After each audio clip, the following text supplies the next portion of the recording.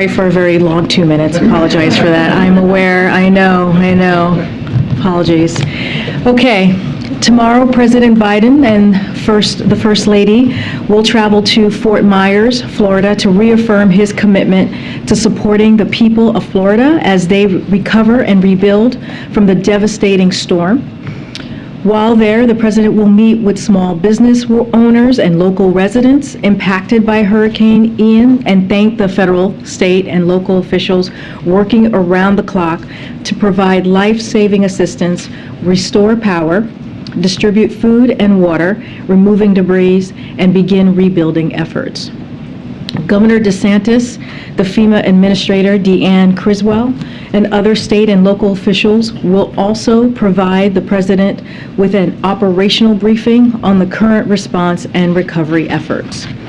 This morning, President Biden spoke with President Zelensky to underscore that the United States will never recognize Russia's purported annexation of Ukrainian territory and will continue to support Ukraine as it defends itself from Russian aggression. President Biden informed President Zelensky that the United States is providing a new $625 million security assistance package to Ukraine as they continue to defend their country from Russia's invasion. Together with our allies and partners, the United States has been delivering an unprecedented amount of weapons and equipment that Ukraine's forces are utilizing very efficiently, including to retake their territory that has been seized illegally by Russia. This security assistance package is the 22nd utilization of presidential drawdown authorities for Ukraine by the Biden administration, and we thank Congress for providing the additional authorities in the continuing resolution to make this possible. Today's package includes 4 HIMARS, 32 howitzers, 200 mine-resistant vehicles, and hundreds of thousands of rounds of artillery and mortar ammunition. Throughout this year, the United States has rallied the world to support the people of Ukraine as they defend their freedom and democracy against Russian aggression. As we are demonstrating again today, the United States will continue to provide Ukraine with key capabilities to meet their evolving battlefield requirements. Also this morning, as you may have seen, Micron announced that it will invest $20 billion this decade and up to $100 billion over the next 20 years in chips manufacturing in upstate New York.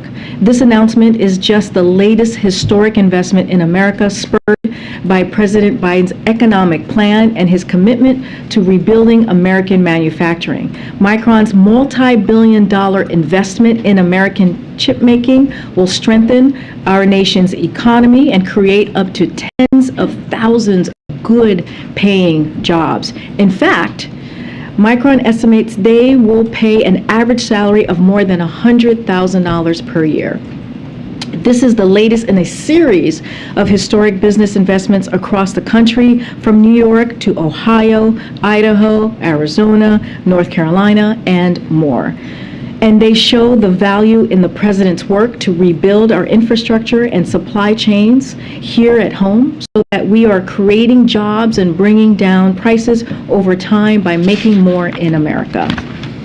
Today marks 100 days since the Supreme Court's Dobbs decision, and President Biden and Vice President Harris are convening the second meeting of the President's Task Force on Reproductive Health Care Access. This morning, we released a report from Jen Klein, who directs the Office of Gender Policy Council, to the Vice President and Vice President on the of radical and dangerous actions from Republican officials since the Dobbs decisions.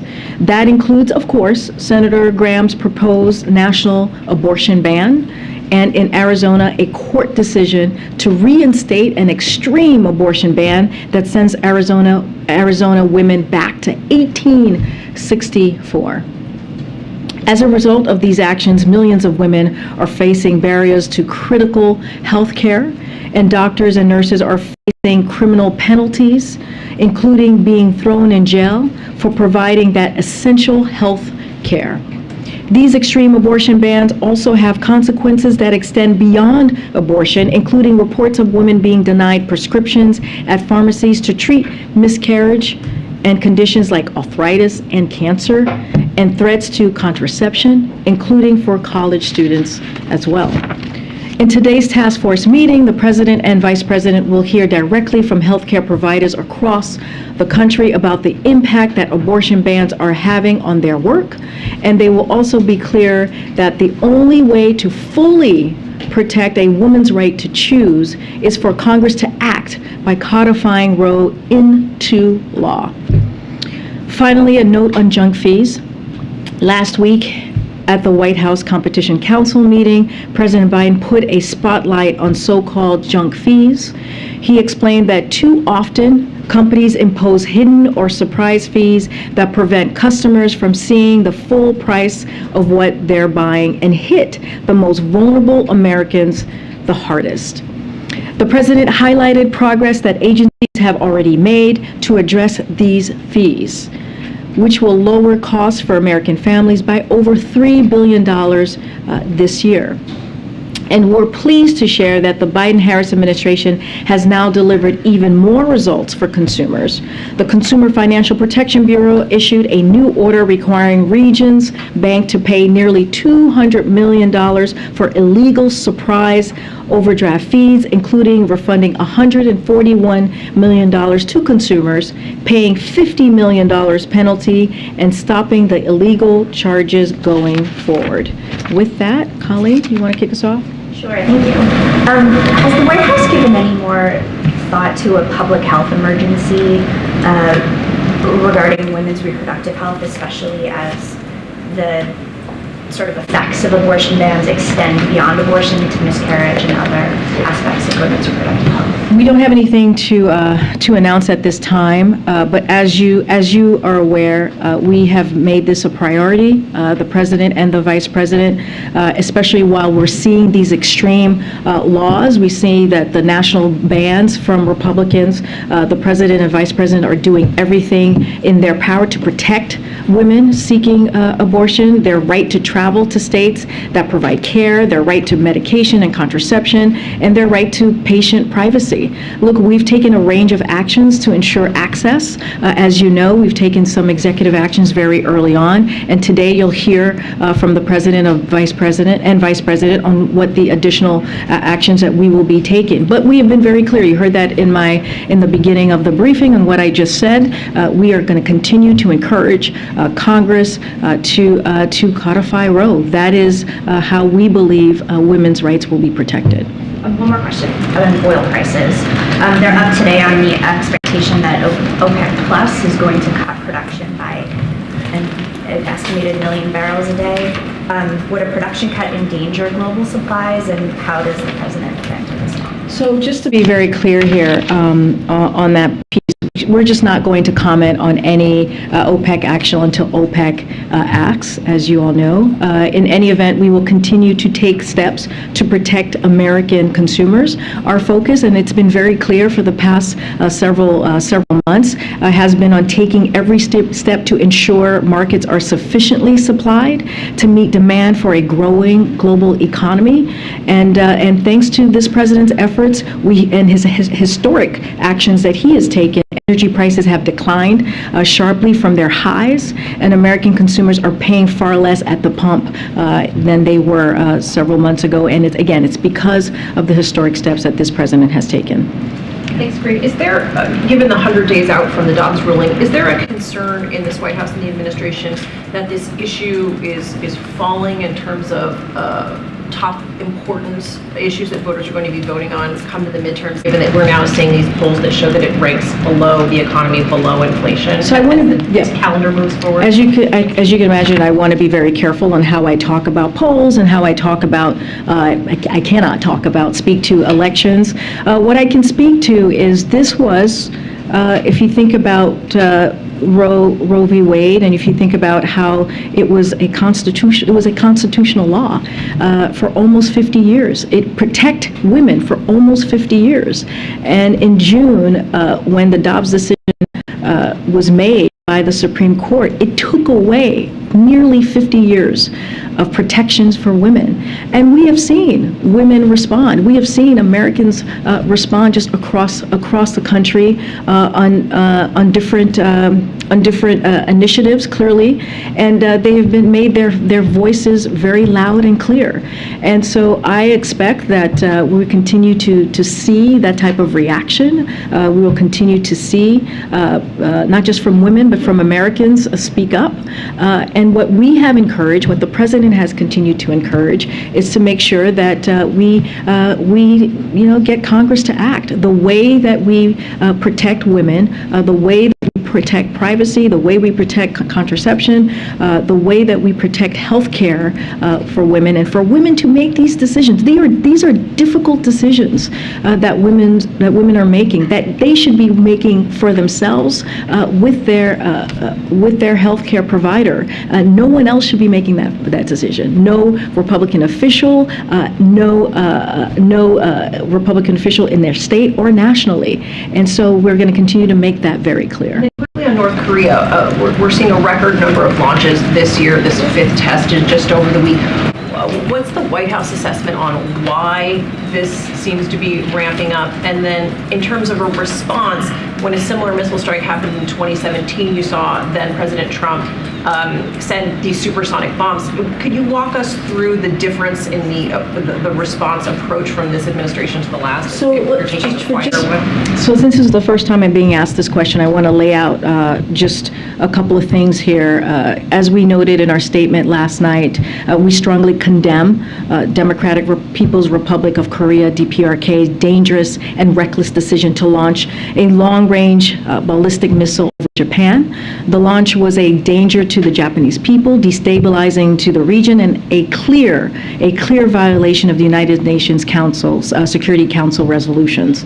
The United States will continue its efforts to limit the DPRK's ability to advance its prohibited ballistic missile and weapons of mass destruction programs, including with allies and UN partners. As it relates to our response, last night, National Security Advisor Jake Sullivan and Secretary Blinken spoke with their Japanese and Republic of Korea counterparts. This morning, President Biden spoke with Prime Minister Kishida of Japan, where he reinforced our ironclad commitment to Japan's defense. And following this launch, U.S. Marine Corps fighters joined Japan Air self-defense fighters in a bilateral exercise over the sea of Japan to enhance operational readiness and responses to regional threats while defending our nations and to further strengthen regional peace and stability. Additionally, just to add here, U.S. Indo-Pacific Command and Republic of Korea ROK personnel conducted a bilateral exercise as well over the West Sea to showcase combined deterrent and dynamic strike capabilities while demonstrating our nation's bilateral interoperability. We will continue to coordinate the immediate and longer-term response bilaterally, trilaterally, with the Republic of Korea and with the international community. So we have been talking to our counterparts, taking bilateral, trilateral actions over the last 12, 20 hours or so, and so we'll continue to do that.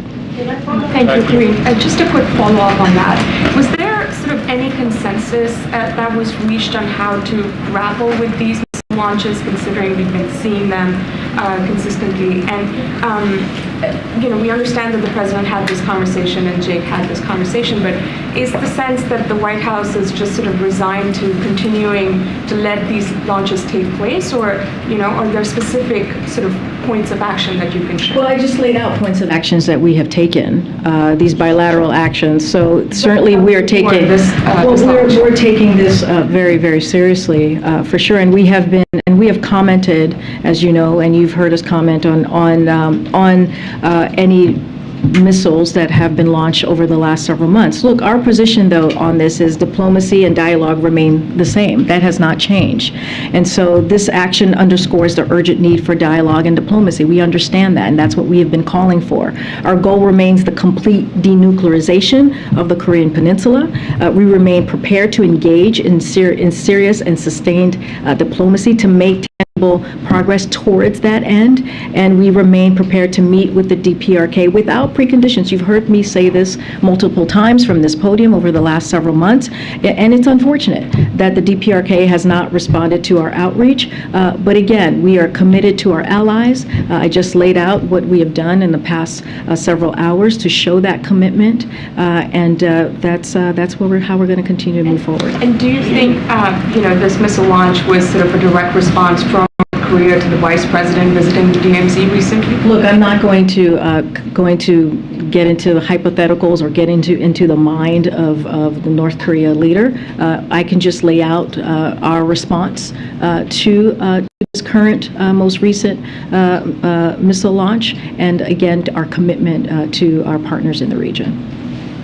Just to follow up, I think on both of those to some degree, understand what the actions that the U.S. and its allies have taken, but do you guys have an assessment? There's a lot of general theories as to why there's been kind of a rapid escalation over the course of the last several months. Do you have an assessment as to the why? What are they looking for? What do they want? What is the administration's view of the goal behind these escalations? I'm not going to get into any assessments from here. Clearly, that is something that we are always keeping a close eye on. What I can speak to is our response and our continued efforts to limit the DPRK's ability to advance its ballistic missile and weapons, and that's what we are going to continue to move forward. Again, I laid out our response. I'm not going to get into analysis or specifics as to the why. Okay. And then on Iran, there's been a notably different posture from the administration this time around with protests when compared to 2009 and those protests. Obviously, there's already been sanctions. The president kind of telegraphed more sanctions potentially coming in the days ahead. What is the objective here for the United States? Is it to stop the protest crackdowns? Is it to have Iran change the laws that are being protested right now, or is it regime change? What's the kind of goal here? So what our purpose is, and you've heard from the president, you've heard from me, you've heard from the National Security Advisor at this podium and on various networks, is that we stand with all the citizens of Iran who are inspiring the world with their bravery. And we will continue to stand with them. That's how we see our role here. Women and men in Iran should have the right to freedom of expression and assembly. Women should be able to wear what they want, free from violence or harassment. Iran must end its use of violence against its own citizens simply for exercising their fundamental freedoms, their fundamental rights. We will continue to take action to hold Iran officials accountable and support the rights of our Iranians to protest freely. We have, just last week, we laid out the actions that we were taking, making sure that Iranians had access to the internet as the government was stopping that freedom to access their right to global internet. We took actions there, and we'll have more this week. You'll hear from the United States on what will be imposing further costs on those how we will be imposing further costs on those perpetrators of violence against peaceful protesters, and we'll continue to hold Iranian officials accountable. But there's no goal to elevate the protests to create perhaps instability in the regime or anything? Well, we see our role of making sure that we show our support and stand with the citizens of Iran at this time. And as you have seen from our actions, that we are taking this very seriously, and you'll hear more this week. I wanted to ask about the status of Brittany Griner's release. As you know, the Russian court has set a court date for her. But this offer has been on the table for months now. Is there any sort of movement to get her released? And is there any sort of deadline that the administration can propose to get some kind of movement on this? So let me first say that we are aware of Russia's announcement that Brittany Griner will be forced to undergo another sham judicial proceeding. She should be released immediately. As we have said many times, Brittany Griner and Paul Whelan have been wrongfully detained by Russian authorities. President Biden, who met with, as you all know, their families about 2 weeks ago right here in the White House, is continuing to direct his administration to engage with Russian government through every available channel and make every effort to bring them home. That is a commitment that he has made. As I have said many times, it is again a commitment that he has made on their particular negotiations. But we want Russia. What we will say is that we want Russia to take the offer that we have put on the table, a substantial offer, as you've heard us say many times, seriously. And if not, if they could make a serious counteroffer, but they need to make a serious counteroffer. But again, the president has demonstrated that he is willing to go to extraordinary lengths and make tough decisions to bring Americans home, as he did just over the weekend to bring home all of the Americans designated as wrongfully detained in Venezuela. So this is a commitment that he has made to the American people, and this is a commitment that he has made to their families. You were saying, and if not, then what? I mean, for her family that's been waiting for this for months, and Russia hasn't made any indication that they're accepting this deal. I mean, what else can the administration do to apply? So I just laid out that they should take this offer, the substantial offer that we've put on the table seriously, or make a serious counteroffer. But we need to see a serious counteroffer on this. Look, the president has demonstrated many times during his administration how seriously he takes this, how seriously he takes Americans who are wrongfully detained. We have seen this just over the weekend. We saw this with Trevor Reed. We have made sure that we have taken every step possible to make sure that we bring these Americans home. And so that commitment continues. That commitment stands. And so we're not going to negotiate in public, as you've heard us say many times, but we're going to continue to have those discussions with Russian authorities through the available channels that have been provided to us. And then a quick question on abortion rights and access. The administration's position has been that Congress needs to act, but that is just completely unrealistic. I know the president has supported changing the filibuster rules to allow for a vote, but even, there isn't support in the Democratic caucus for changing those rules. Has the president been talking to kind of holdouts on the filibuster about this? Has he been talking to Republican senators who have their own proposal on abortion access? At what point is the administration saying that Congress needs to act, but is the administration being realistic about what the dynamics on Capitol Hill are? Even if Democrats were able to gain seats, it still wouldn't be enough. Right. And he's also said that the American people need to make sure that their voices are being heard. That is also an important piece of Congress acting. The American people have a say here. They have a say on what happens next on this issue. And so the president has been very clear on that. I have to be very careful in how I speak about the next couple of weeks because I can't speak about elections from here. But he's made that very clear in every speech that he's made about this particular issue, about codifying Roe. And it is, yes, Congress needs to act, but also American public have an important role to play here.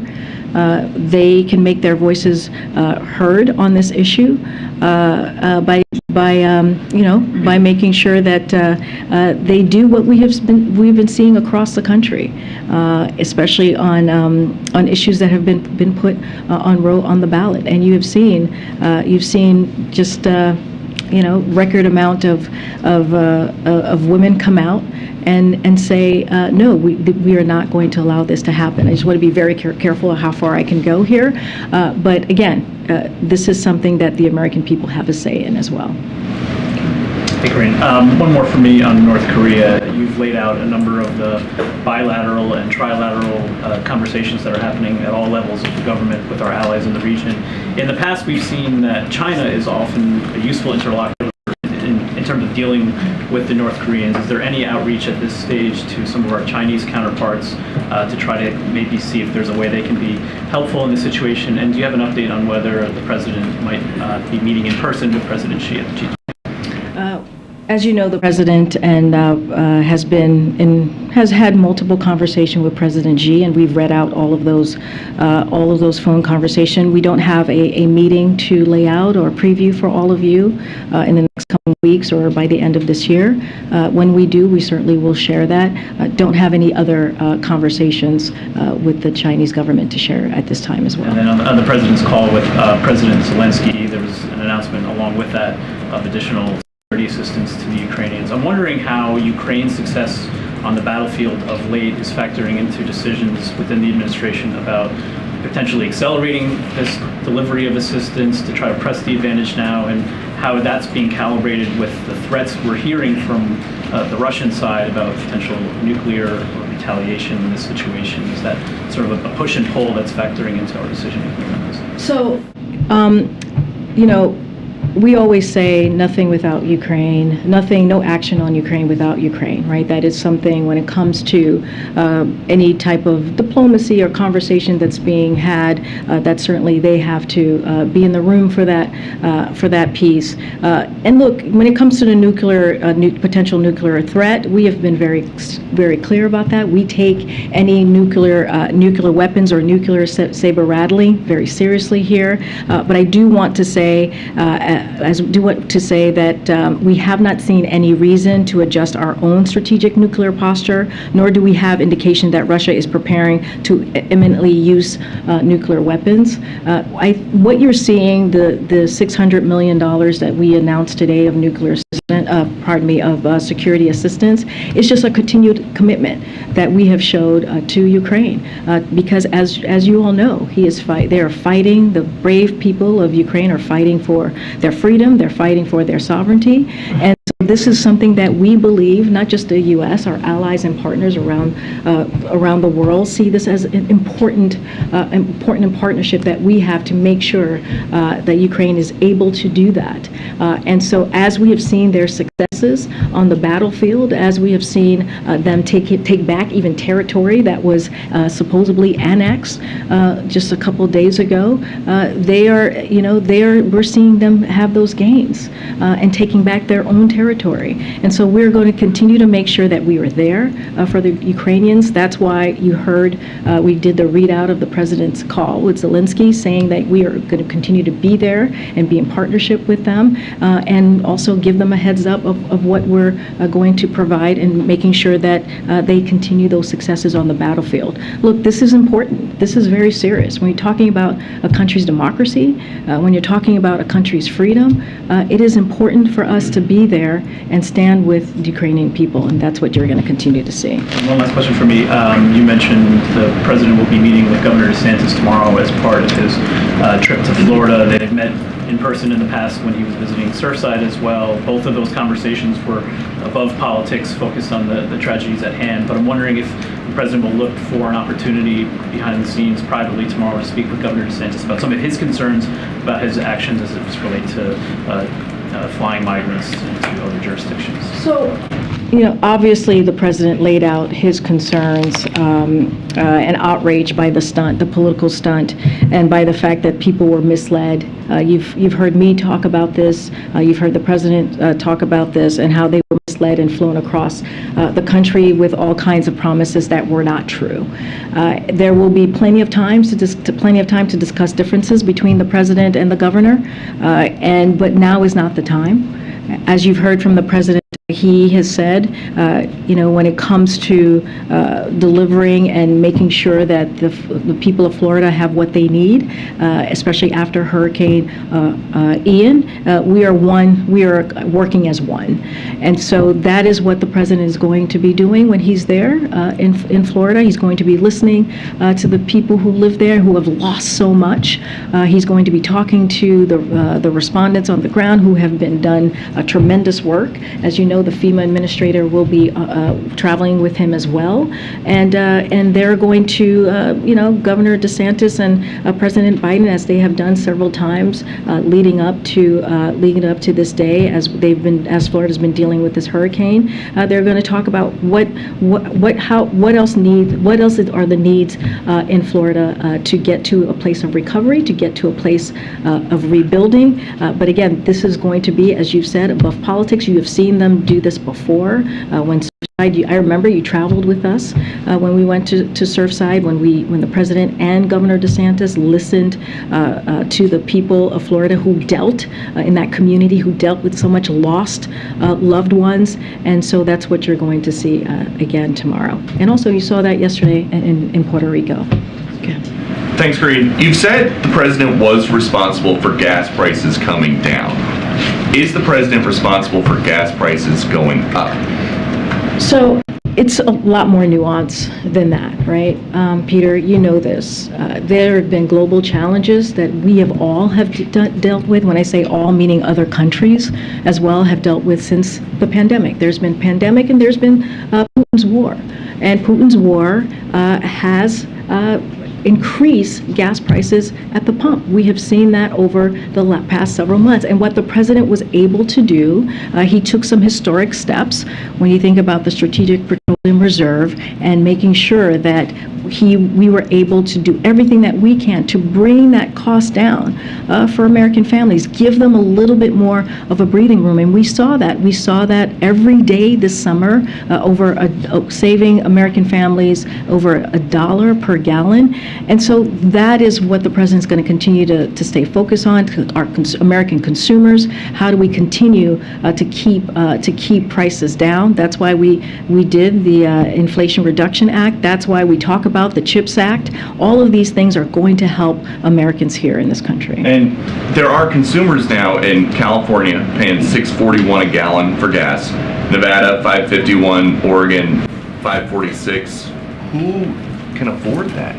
And we understand that. That's why the president worked so hard the past several months to make sure that he did everything we can to bring gas prices down. We have seen fastest. I know you're pulling out a couple of areas across the country, and I get that. And we understand that there's more work to do. We have never said we were done here. We have always been very clear that there is more work to do. But we have seen, the reality is, we have seen the fastest decline in gasoline prices in over a decade. That's because of what this president has done. And again, prices going down by more than $1 per gallon. And these are real savings. You're talking about $100 per month in savings for an average family with 2 cars. When the president went to Saudi Arabia, he said, I'm doing all I can to increase the supply for the United States of America, which I expect to happen. What happened? So I want to be very clear, and we have said that, his trip to the Middle East was not about oil. It was about America's position in the Middle East and consultation with 12 leaders from across the region on a range of issues similar to his summits in Asia or the Americas, and later this year with African leaders. The president's trip was crucial. It was critical to U.S. national security, a more peaceful, integrated region, and for global security. And there were plenty of examples that we laid out to all of you as to why this trip was so important. But aside from that, the president took action. As I just mentioned, he took action these past several months, and every day in this summer, you saw prices take down at the pump.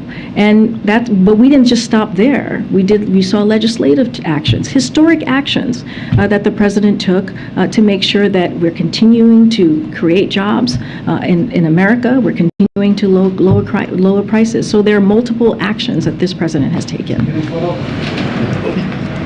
Thank you. And then follow up on Iran.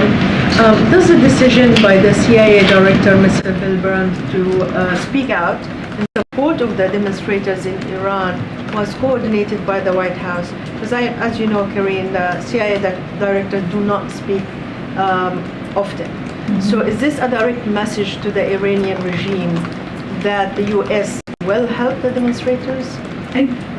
Can you say that first part about the CIA? I didn't hear that part. So Bill Burns gave an interview yesterday. Okay. And he talked in support of the Iranian demonstrators. But was this coordinated by the White House? Because for him to speak, that has weight. So is this a direct message? But we have been very clear. The president's voice also has weight, right? The president has spoken about his concerns about the intensity of the violent crackdown on peaceful protesters in Iran, again, who are demanding, as you know, their equal rights and basic human dignity. He spoke out about that during the UN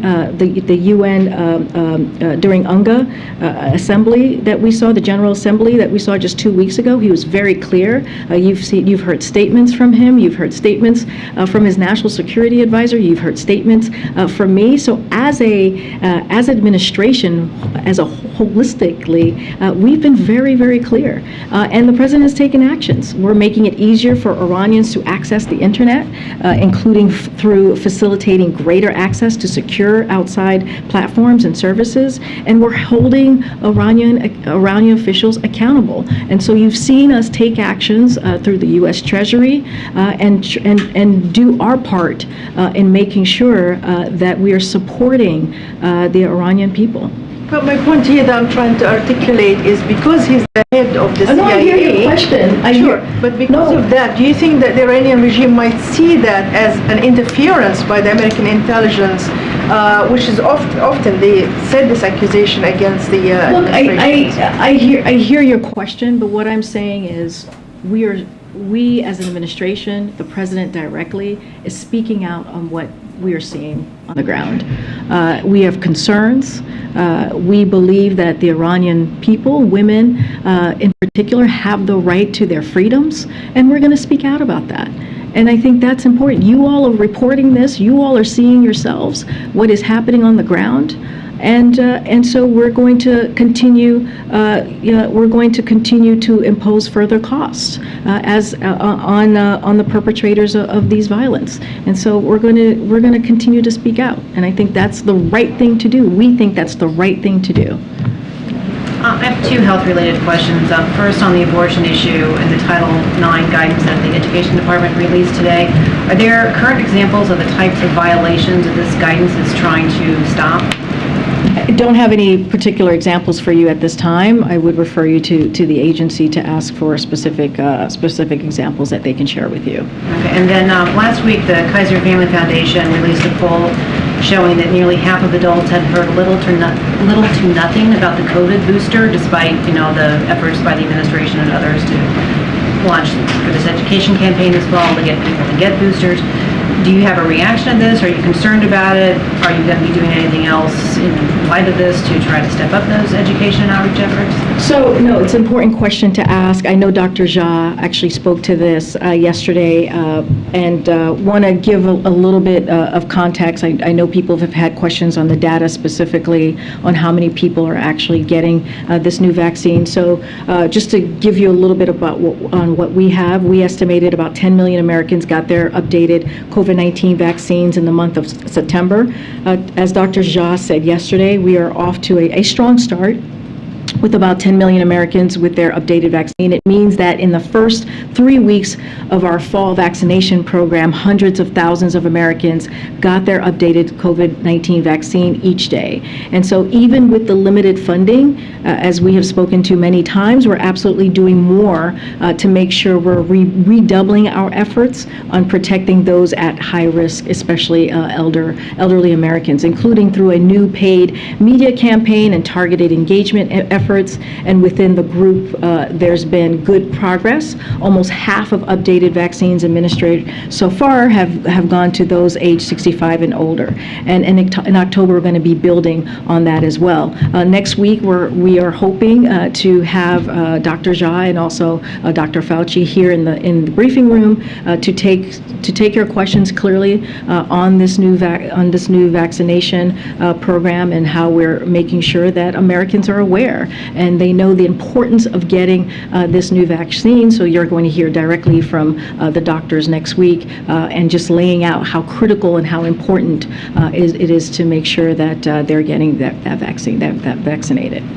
Okay, welcome to the briefing room. Thanks so much, Karine. It's great to be here. Are you sure? We'll try to make this. Take your time. You have a lot of time. Take your time. So No pressure. The administration, the White House is marking the 100 days since the Dobbs Act here. As you're doing that over at the Supreme Court, there are a number of other rights that are going to be on the table this term. I'm thinking about voting rights. I'm thinking about potential affirmative action, Clean Water Act, and this administration received some criticism for its for how proactive or how reactionary it was to the Dobbs Act, and I'm wondering if some of those other rights, if the White House is taking proactive action to potentially get prepared for seeing the Voting Rights Act scaled back or seeing the end of affirmative action in universities. So I just want to get back to what you were saying about alluding to on abortion and the criticism that we've received there on the Dobbs decision. I want to be very clear because I think it's important to note, and I've noted it a couple of times, when the leak of the document happened, we did take action. We did take action in those weeks leading up to the actual decision, and that it was meeting with groups, that was meeting internally, trying to figure out the best way that we were going to take, that we were going to respond if indeed the leaked document at the time during that moment was true. And so I want to be very clear and continue to correct that record here is that the president has always taken this very seriously when it comes to Roe. He's always taken women's rights and women's ability to make a decision on their own health care. And also he was very clear that what this could lead to, right? This could lead to not just Roe, the Dobbs decision, but it could also lead to marriage equality, contraception. He was one of the first voices that sounded the alarm on what this could potentially, down the path, the dangerous path that the Dobbs decision could take us to. And we're seeing that. We're seeing efforts of that currently from, Republican officials and Republican voices nationally. And they've been very, very clear. So as it relates to this question of the courts, yes, the protections that we have held so dear and near are once again on the line in this term. And we are very clear about that, and we understand what is potentially at stake here. We will continue to do everything within our power to defend fundamental rights from special interests that are bent on destroying them. That doesn't stop us. We're going to continue to speak out on that, and this is, when it comes to people's fundamental rights, fundamental freedoms, this is something that the president and the vice president is going to fight for. And just to follow up, earlier you talked about how the president knows that the American people will have their say in these matters in a matter of about 5 weeks. I know you can't talk about politics from there, but how much can we expect the president to take that message on the road to the various places in the country where there are key elections and they will have a voice, and that voice will impact the president's term in terms of his legislative agenda? Well, look, I can't get into the next 5 weeks and where he's going to be and any of the politics. What I can say very clearly is that, back in August, we put out a memo laying out what this administration was going to be doing in order to speak to how we're delivering for the American people. We talked about the Inflation Reduction Act and what that's going to mean for millions of Americans across the country when it comes to health care, when it comes to Medicare, when it comes to energy costs, when it comes to putting one of the most important investment in fighting climate change. We're going to talk about that. We're going to talk about the bipartisan infrastructure legislation. We're going to talk about the CHIPS Act. Just gave an announcement on what Micron is doing, the investment that they are bringing into this country and making sure that we're having a strengthening our supply chain, chip making, which is going to be so important in lowering costs. And so it's not just the president, it's going to be the cabinet secretaries, it's going to be the vice president, and it's going to be congressional members within their districts or senators in their states. And so we laid out that plan on what you were going to see from us. Any specifics on any 2022 specific strategy, I cannot speak to that from here. Okay, Tim. Thank you. The governor of Puerto Rico yesterday made a very specific ask to extend the 100% disaster funding for 180 days.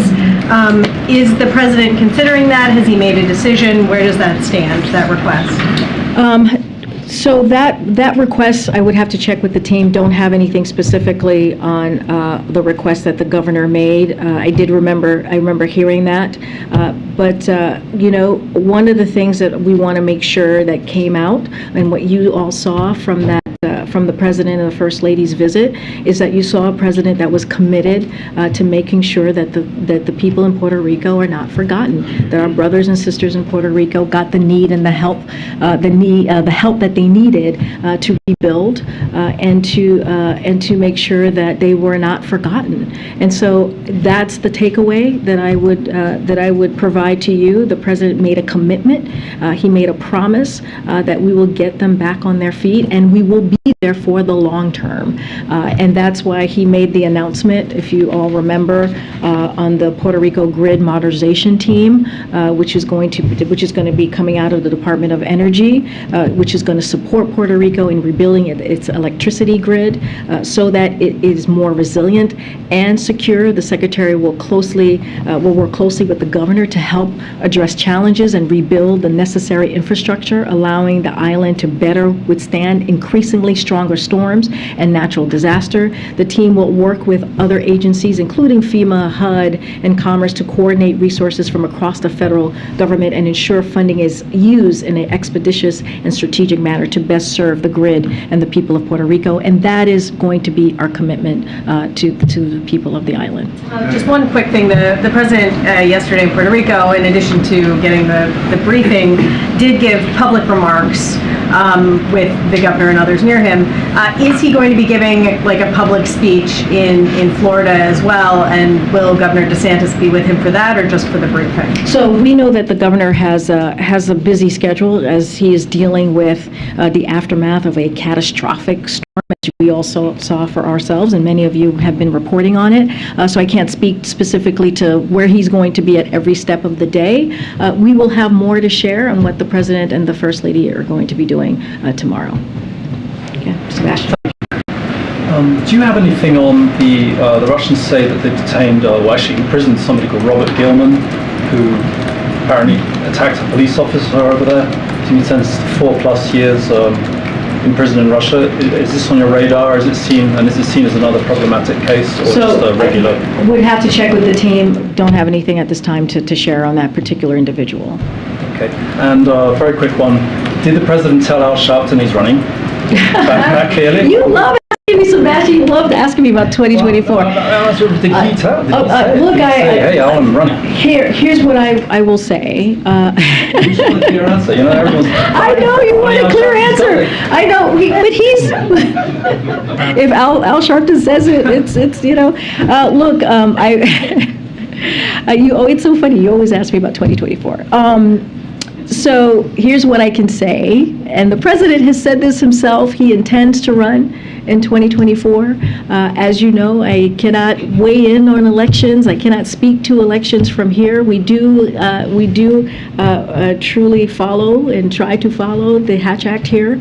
But I will just reiterate what the president has said many times. What I have said many times is that the president intends to run.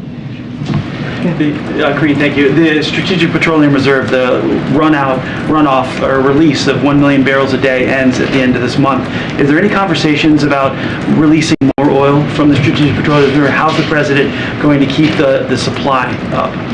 So we're not considering new releases from the Strategic Petroleum Reserve beyond the 180 million, which is what you're speaking about the 1 million that the president announced months ago. We don't have anything more to share, or we're not going to be considering new releases. Does the president expect gas prices to rise then?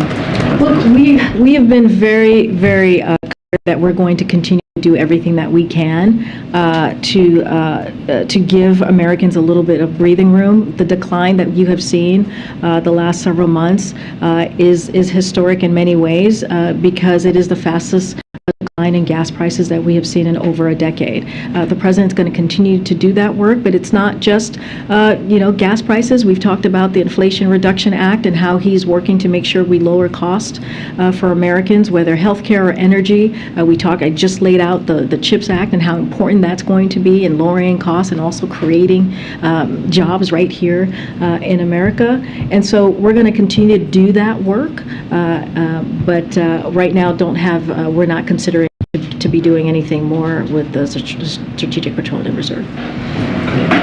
Thank you, Karine. Is the administration worried that Elon Musk is spreading Russian propaganda? Can you be more specific? Well, this weekend he put out this, quote, peace plan that includes giving Russia Crimea and redoing some of these elections, but with the UN watching. So wondering if there's concern there. So we've been very clear about this, and I just said this earlier in the briefing. Anything about Ukraine, we're not going to talk about Ukraine without Ukraine. It is their decision to make when it comes to any diplomacy or negotiations in that regard. And so I leave that to the Ukrainian people.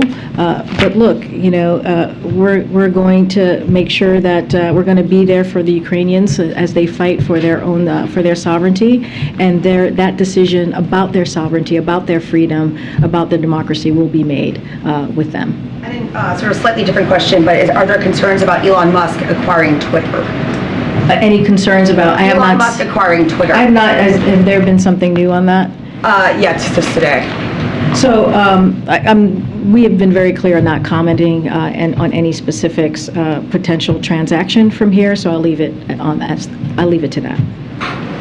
Okay, Kim. Thanks, Karine. The administration has said Americans would be able to apply for student loan forgiveness beginning early this month. Is the process being held up at all because of the lawsuits that have been brought?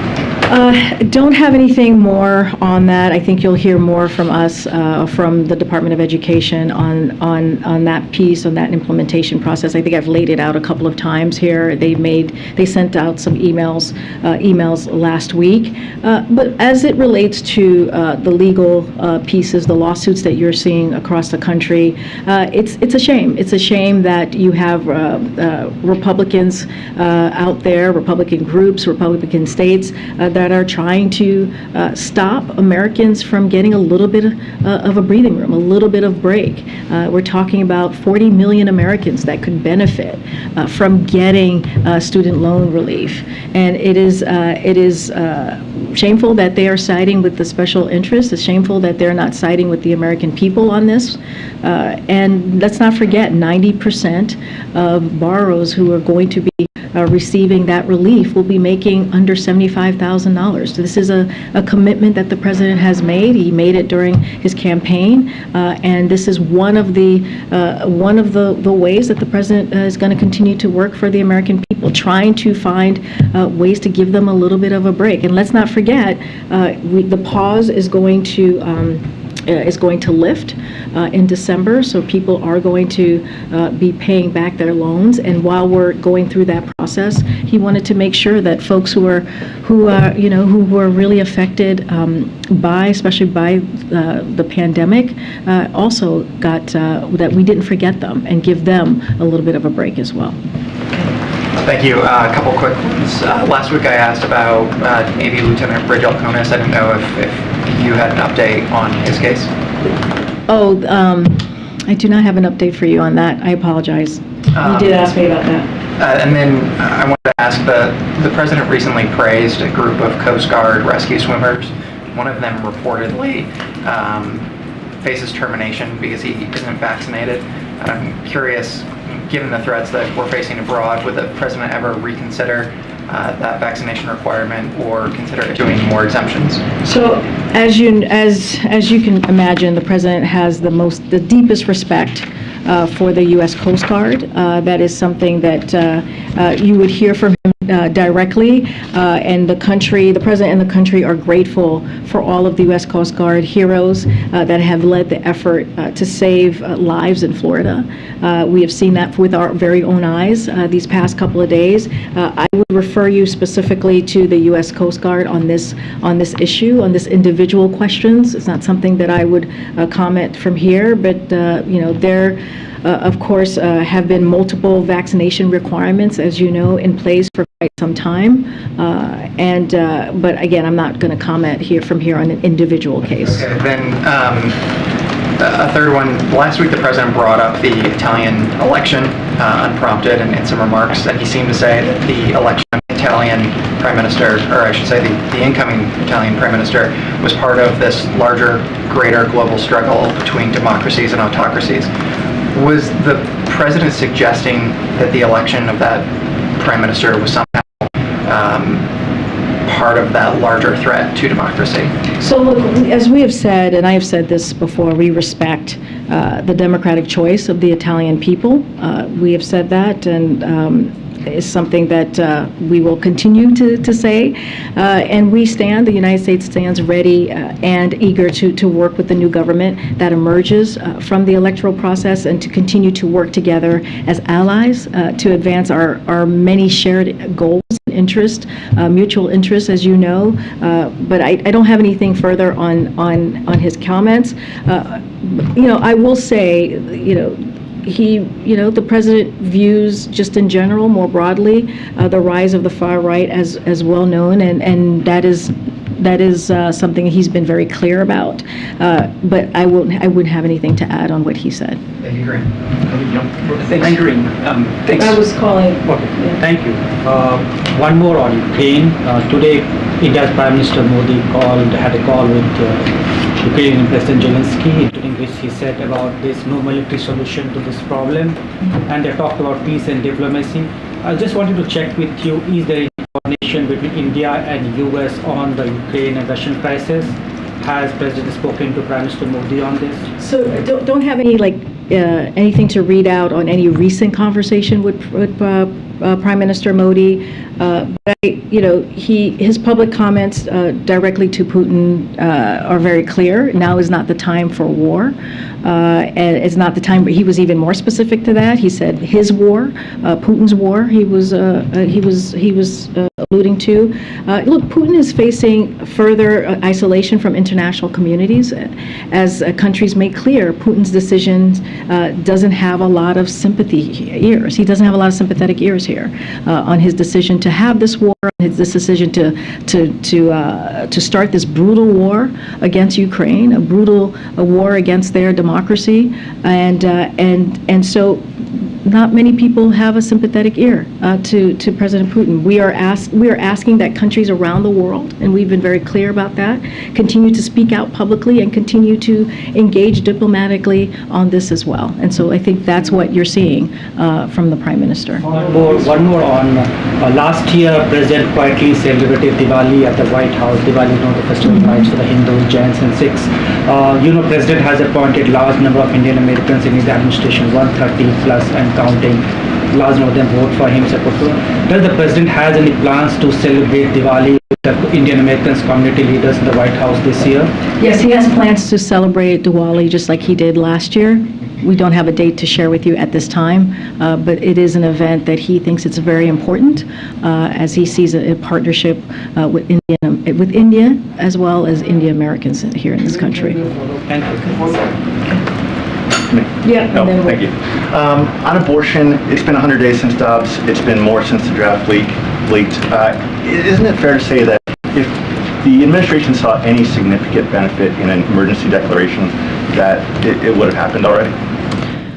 Look, the administration has taken bold actions for the past several months since the Dobbs decision back in June.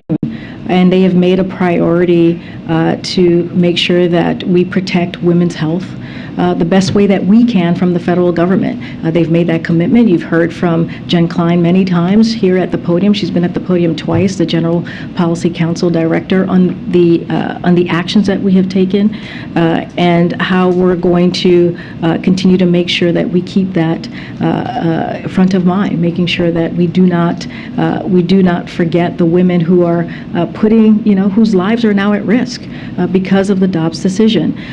So look, at the same time, the president has been clear that the only way to really protect women's health is to codify Roe. And so that is something that you're going to hear from this president today. You're going to hear from the vice president as well. And the vice president has led on this effort. She has met with, I would probably argue hundreds of local officials and has spoken to this across the country and made the voice of the administration very clear on this. So look, we've been very clear. It's limited on what we can do at the federal level. The president has been clear on this. But the way that we get to a solution here, that we make sure that these difficult decisions that women have to make, the potential of contraception being on the chopping block, and privacy and being at risk, and marriage equality being also at risk, as we are seeing from Republican officials and what they're saying and what they're alluding to that they will do next.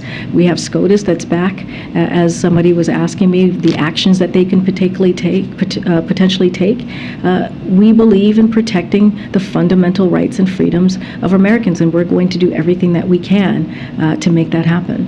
And real quick on gas prices, you alluded to some of the steps that were taken to drive gas prices down. Now that they're going back up, is the White House confident that it has the policy tools remaining to drive those prices back down, or are all the good options essentially exhausted at this point? So, look, again, we're going to do everything that we can here in the administration to lower costs for Americans. That is going to continue to be a number one priority, especially as we look at the president's economic plan. We're continuing to release oil from Strategic Petroleum Reserve through November. That has not stopped. That continues. As the president, as we know, announced that this past spring, we're continuing to engage directly with industry to ensure that the private sector is also doing everything it can to build resilience ahead of the coming season. We know winter is here, and on Friday the president team met with energy companies and emphasized that energy companies with record high profits, record high exports, and record low inventories must step up and bring down prices at the pump. He's been very clear. You heard him say that last week. The president and his senior team are directly engaged on these issues, and again, it will continue to be lowering prices for Americans a top economic priority for this administration. Thanks, Karine. All right, thanks everybody. Thank you, Karine. Okay.